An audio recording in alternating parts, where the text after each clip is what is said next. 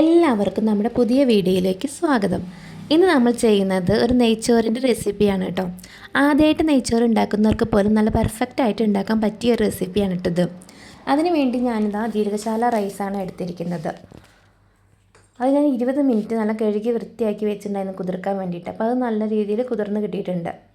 പിന്നെ നമ്മുടെ റൈസിലേക്ക് വേണ്ടിയിട്ടുള്ള അണ്ടിപ്പരിപ്പ്, മുന്തിരി, സവാള അതൊക്കെ നമുക്കിങ്ങനെ വറുത്ത് കോരിയെടുക്കണം. ഇതിന് ആദ്യം ഇതാ അണ്ടിപ്പരിപ്പ് നന്നായിട്ട് വറുത്ത് കോരി എടുത്തിട്ടുണ്ട്. ഇനി അതിന് ശേഷം മുന്തിരി അതുപോലെ വറുക്കാൻ വേണ്ടിയിട്ട് ഇട്ടു. കരിഞ്ഞു പോകാണ്ട് ശ്രദ്ധിക്കണം കേട്ടോ, പാകത്തിന് വേണം മൂപ്പിച്ചെടുക്കാൻ വേണ്ടിയിട്ട്. അപ്പോൾ അതും നന്നായിട്ട് മൂപ്പിച്ചെടുത്തിട്ടുണ്ട് ഞാൻ. ഇനി അതിലേക്ക് നല്ല നൈസായിട്ടുള്ള സവാള അരിഞ്ഞ് വെച്ചിട്ടുണ്ട്. അപ്പോൾ അതും കൂടി ഒന്ന് വറുത്ത് കോരിയെടുക്കാം. പിന്നെ നിങ്ങൾ എത്രയാണോ അരി നമ്മൾ എടുക്കുന്നത് അതിനനുസരിച്ചിട്ടുള്ള ഈ അണ്ടിപ്പരിപ്പ് മുന്തിരിയൊക്കെ ഇട്ടാൽ മതി കേട്ടോ. ഞാൻ ഇവിടെ 4 ഗ്ലാസ് അരിയാണ് എടുത്തിരിക്കുന്നത്. അപ്പോൾ അതിലേക്ക് ആവശ്യമായിട്ടുള്ള ഉള്ളിയും അണ്ടിപ്പരിപ്പ് മുന്തിരിയൊക്കെയാണ് എടുത്തിരിക്കുന്നത്. അപ്പോൾ ഉള്ളി കരിയാണ്ട് നല്ല രീതിയിൽ എടുക്കണം കേട്ടോ, പാകത്തിന് മൂപ്പിച്ചെടുക്കണം. അത് നമ്മൾ പെട്ടെന്ന് ശ്രദ്ധിക്കണം. അങ്ങനെ അതെല്ലാം വൃത്തിയിൽ നല്ല കോരി എടുത്ത് വെച്ചിട്ടുണ്ട്. ഇനി ചെമ്പ് വെച്ചിട്ട് അതിലേക്ക് കുറച്ച് ഓയിലും കുറച്ച് നെയ്യും കൂടി മിക്സ് ചെയ്തിട്ടാണ് ഞാൻ ഒഴിച്ചത് കേട്ടോ. നെയ്യ് മാത്രമാണെങ്കിൽ അങ്ങനെ യൂസ് ചെയ്യാം. പിന്നെ അതിലേക്ക് സവാള, പച്ചമുളക്, പിന്നെ കറുവപ്പട്ട, ഏലക്ക, ഗ്രാമ്പൂ, അങ്ങനെ എല്ലാം, ഒരു ബേ ലീഫ് ഇട്ടിട്ടുണ്ട് കേട്ടോ. അതെല്ലാം കൂടി നന്നായി വഴറ്റിയെടുത്തു. പിന്നെ ഒരു ക്യാരറ്റും ഞാൻ അരിഞ്ഞിട്ടിട്ടുണ്ട് കേട്ടോ, ചെറിയ ചെറിയ കഷ്ണങ്ങളാക്കിയിട്ട്. അപ്പോൾ അതെല്ലാം നല്ല വഴറ്റി വന്ന ശേഷം കുറച്ച് ജിഞ്ചർ ഗാർലിക് പേസ്റ്റും കൂടി അതിലേക്ക് ചേർത്തിട്ടുണ്ട്. അതിനുശേഷം അതെല്ലാം വഴറ്റി വന്ന ശേഷം ഞാനിവിടെ 4 ഗ്ലാസ് അരിയാണ് എടുത്തിരിക്കുന്നത്. അപ്പോൾ അതിലേക്ക് വേണ്ടിയിട്ട് 8 ഗ്ലാസ് വെള്ളമാണ് ഞാൻ അതിലേക്ക് ഒഴിച്ചിരിക്കുന്നത്. അപ്പോൾ അങ്ങനെ ആ 8 ഗ്ലാസ് വെള്ളം നന്നായി തിളച്ച് വരണം. അപ്പോൾ അതിലേക്ക് കുറച്ച് ഉപ്പിട്ട് വരുന്നുണ്ട് കേട്ടോ. ഞാൻ കുറച്ചായിട്ടാണ് ഉപ്പ് ഇട്ടത്, കാരണം ഉപ്പ് അധികം ആവരുതല്ലോ. അപ്പോൾ അങ്ങനെ നമ്മൾ ഇടയ്ക്ക് നോക്കിയിട്ട് വെള്ളത്തിന് പാകമായിട്ടുള്ള ഉപ്പ് നോക്കി വേണം ഇടാം. വെള്ളത്തിൽ കുറച്ചധികം ഉപ്പ് നിൽക്കണം, കാരണം നമ്മുടെ റൈസിലേക്ക് ഉപ്പ് പിടിക്കണമല്ലോ. പിന്നെ കുറച്ച് കറിവേപ്പില ഞാൻ ആ വെള്ളത്തിലേക്ക് ഇട്ടിട്ടുണ്ട് കേട്ടോ. എരിവിന് വേണ്ടി 2 പച്ചമുളക് ഇട്ടിട്ടുണ്ടായിരുന്നു. പിന്നെ ഞാൻ ചെറുനാരങ്ങ നീരിട്ടോ. ഞാൻ കുറച്ച് റൈസെല്ലാം എടുത്തിട്ടുള്ളൂ, നല്ല അരിയെല്ലാം എടുത്തിട്ടുള്ളൂ. അപ്പോൾ അതിലേക്ക് വേണ്ടിയിട്ട് ഒരു നാരങ്ങയുടെ പകുതി ആണ് ഞാൻ നാരങ്ങ പിഴിഞ്ഞൊഴിച്ചത്. കുരു കളഞ്ഞിട്ട ശേഷമാണ് നീര് മാത്രം പിഴിഞ്ഞൊഴിച്ചത്. റൈസൊക്കെ നന്നായി വിട്ട് കിട്ടാൻ വേണ്ടിയിട്ടാണ് നമ്മൾ നാരങ്ങ നീര് യൂസ് ചെയ്യണത്. അപ്പോൾ ആ നാരങ്ങ നീരൊക്കെ ഒഴിച്ച ശേഷം ഇനി ആ വെള്ളം തിളച്ച് വരണം. അപ്പോൾ അതിനായിട്ട് നമുക്കൊന്ന് അടച്ച് വയ്ക്കാം.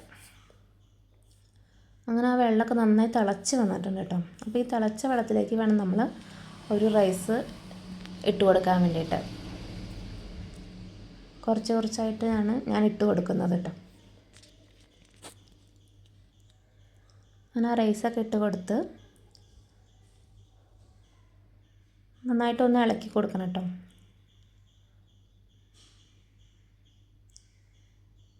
അപ്പോൾ നമ്മുടെ രുചികരമായിട്ടുള്ള നല്ലൊരു നെയ്ച്ചോറാണ് ഇപ്പോൾ റെഡിയാകാൻ പോകുന്നത്. എല്ലാവരും ഒന്ന് ട്രൈ ചെയ്ത് നോക്കണം. ആദ്യമായിട്ട് ഉണ്ടാക്കുന്നവർക്ക് പോലും നല്ല സിമ്പിളായിട്ട് ഉണ്ടാക്കാൻ പറ്റിയ ഒരു റൈസാട്ടത്. നന്നായിട്ട് അടച്ചു വെച്ചു. 10 മിനിറ്റ് ശേഷം ഞാൻ തുറന്ന് നോക്കി. അപ്പോൾ അത് നല്ല വെള്ളമൊക്കെ വറ്റിയിട്ടുണ്ട്. റൈസൊക്കെ നല്ല പാകത്തിന് വെന്തിട്ടൊക്കെ ഉണ്ട് കേട്ടോ. നല്ല വേവാനും പാടില്ല കേട്ടോ. അപ്പോൾ നന്നായിട്ട് റൈസൊക്കെ വെന്ത് കിട്ടിയിട്ടുണ്ട്. ഇനി നമുക്കിതിലേക്ക് നമ്മൾ നേരത്തെ വറുത്ത് കോരി വെച്ചിട്ടുള്ള സവാളയും അണ്ടിപ്പരിപ്പും മുന്തിരിയും എല്ലാം നമുക്ക് ഇട്ട് കൊടുക്കാം.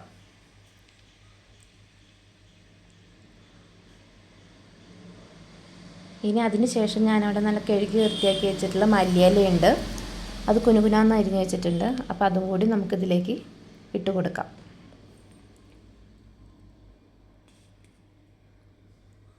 ഒക്കെ നമ്മൾ എടുക്കുന്ന റൈസിനനുസരിച്ചിട്ടാണോ ഇതൊക്കെ ഇട്ട് കൊടുക്കേണ്ടത് കേട്ടോ. ഞാൻ നേരത്തെ പറഞ്ഞില്ലേ 4 ഗ്ലാസ് അരിയാണ് ഞാൻ എടുത്തിട്ടുള്ളത്. അപ്പോൾ അതാണ് എത്ര ഇട്ട് കൊടുത്തിട്ടുള്ളത് കേട്ടോ. പിന്നെ കുറച്ച് നെയ്യ് ഇതിൻ്റെ മേലെ കൂടെ നമുക്ക് തൂവി കൊടുക്കാം കേട്ടോ.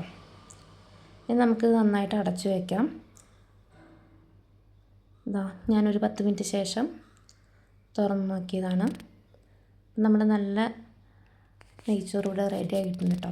എല്ലാവരും ട്രൈ ചെയ്ത് നോക്കണം കേട്ടോ. എല്ലാവർക്കും ഇഷ്ടപ്പെടുന്ന രീതിയിൽ നമുക്ക് കഴിക്കാവുന്നതാണ്. റൈസൊക്കെ നന്നായി വിട്ട് വന്നിട്ടുണ്ട് കേട്ടോ. നല്ല പോലെ വിട്ട് വന്നിട്ടുണ്ട്. ഇപ്പോൾ കണ്ടോ, ഞാൻ കണ്ട കയ്യിൽ കണ്ടോ, അത് കണ്ടോ, റൈസൊന്നും ഒട്ടി പിടിച്ചിട്ട് തന്നെ ഇല്ല.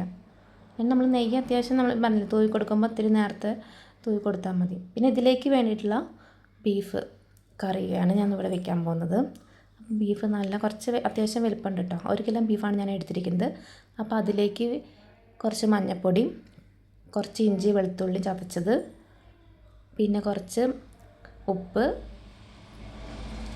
കുറച്ച് കുരുമുളക് പൊടി, പിന്നെ 1 കിലോ ബീഫാണ് ഞാൻ എടുത്തിരിക്കുന്നത് പറഞ്ഞില്ല. അപ്പോൾ അത് കുറച്ച് എരിവുള്ള മുളക് പൊടിയാണ്. അപ്പോൾ ഞാൻ 1 ടീസ്പൂൺ മുളക് പൊടിയാണ് ഇടുന്നത്.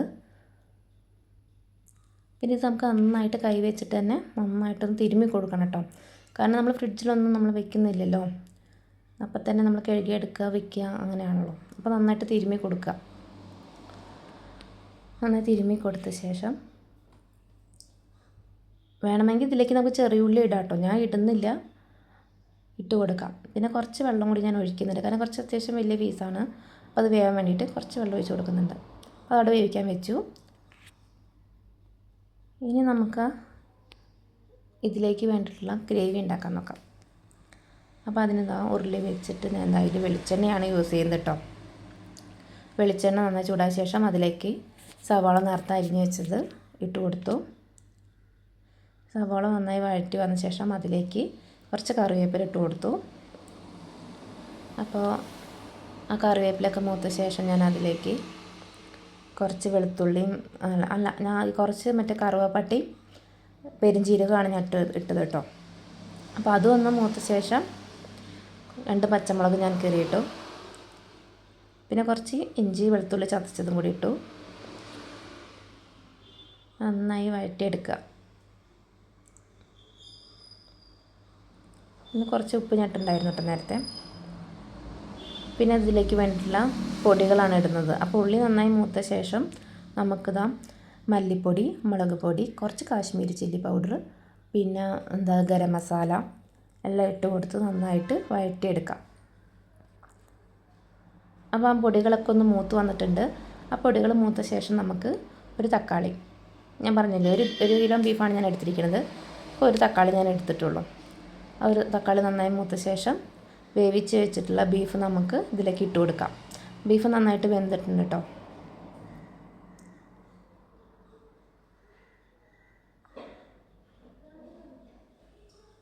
ഞാൻ ബീഫ് റോസ്റ്റ് പോലെയല്ല ഉണ്ടാക്കുന്നത്, കുറച്ച് ചാറായിട്ടാണ് ഉണ്ടാക്കുന്നത് കേട്ടോ. അപ്പോൾ അതുകൊണ്ട് ഞാൻ ബീഫ് വേവിച്ച വെള്ളം കൂടി ഞാൻ അതിൽ മിക്സ് ചെയ്യുന്നുണ്ട് കേട്ടോ. നന്നായിട്ട് ഇളക്കി കൊടുക്കാം. ബീഫിൻ്റെ എല്ലാ ഭാഗത്തേക്കും എത്താൻ തരത്തിൽ നന്നായിട്ടൊന്ന് ഇളക്കി കൊടുത്തിട്ട് ഇനി നമുക്കിതൊന്ന് നന്നായിട്ട് അടച്ച് വയ്ക്കാം കേട്ടോ. നല്ല രീതിക്ക് ഇളക്കി കൊടുത്ത ശേഷം നന്നായിട്ടൊന്ന് അടച്ച് വയ്ക്കാം.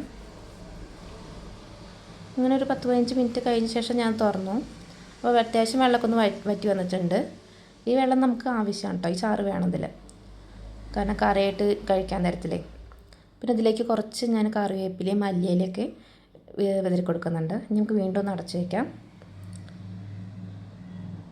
വീണ്ടും ഒരു 5 മിനിറ്റ് ശേഷം ഞാൻ വീണ്ടും തുറന്നു. അങ്ങനെ നമ്മളിതാ ബീഫ് കറി ഇവിടെ റെഡി ആയിട്ടുണ്ട് കേട്ടോ. നല്ലൊരു ബീഫ് കറിയാണ്, നല്ല മണമൊക്കെ ഉണ്ട്. പിന്നെ ഇവിടെ സാലഡ് ഉണ്ടാക്കിയിട്ടുണ്ടായിരുന്നു, അത് വീഡിയോ എടുക്കാൻ പറ്റിയില്ല. നല്ലൊരു മാങ്ങയും ക്യാരറ്റും സവാളയൊക്കെ വെച്ചിട്ട് ഞാൻ സാലഡ് ഉണ്ടാക്കിയിട്ടുണ്ടായിരുന്നു. വിനാഗിരിയും കുറച്ച് ഉപ്പിട്ടിട്ട് സാലഡ് ഉണ്ടാക്കിയിരുന്നു. അപ്പോൾ അങ്ങനെ നമ്മുടെ നെയ്ച്ചോറും ബീഫ് കറിയൊക്കെ ഇവിടെ റെഡി ആയിട്ടുണ്ട് കേട്ടോ. അങ്ങനെ നമുക്ക് പെട്ടെന്ന് ഒരു നെയ്ച്ചോറും ബീഫ് കറിയൊക്കെ ഉണ്ടാക്കാൻ വളരെ എളുപ്പമാണ്. അപ്പോൾ എല്ലാവരും ഒന്ന് ട്രൈ ചെയ്ത് നോക്കണം കേട്ടോ. നല്ലൊരു നെയ്ച്ചോറാണ് കേട്ടോ. ആദ്യമായിട്ട് ഉണ്ടാക്കുന്നവർക്ക് പോലും നല്ല ടേസ്റ്റിൽ ഉണ്ടാക്കാൻ പറ്റിയിട്ടുള്ള ഒരു റെസിപ്പിയാണ്. എല്ലാവരും ഒന്ന് ട്രൈ ചെയ്ത് നോക്കണം. അപ്പോൾ ഞാൻ കുറച്ച് റൈസും കുറച്ച് സാലഡും പിന്നെ നമ്മുടെ നല്ല ബീഫ് കറി കൂട്ടിയിട്ട് കഴിക്കാൻ പോവാണ്. അപ്പോൾ എല്ലാവരും ട്രൈ ചെയ്ത് നോക്കണം. അപ്പോൾ ഈ വീഡിയോ ഇഷ്ടമായിട്ടുണ്ടെങ്കിൽ എല്ലാവരും ലൈക്ക് ചെയ്യുക, കമൻറ്റ് ചെയ്യുക, അതുപോലെ സബ്സ്ക്രൈബ് ചെയ്യാൻ മറക്കരുത്. Okay, thank you.